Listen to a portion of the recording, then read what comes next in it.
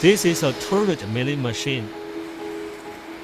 The weight of the workbench is 254 million, and the length of the workbench is 1,270 million.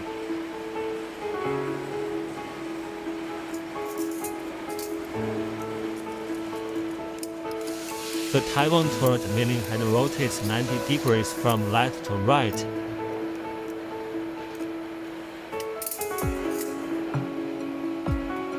And 45 degrees from front to back.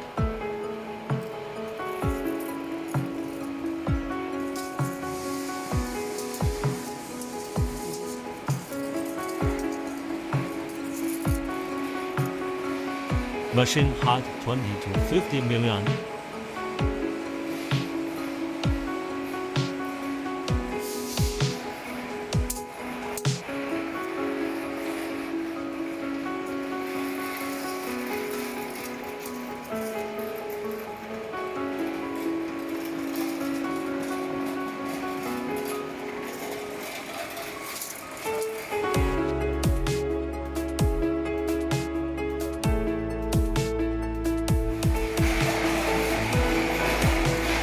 From length 1,300 million.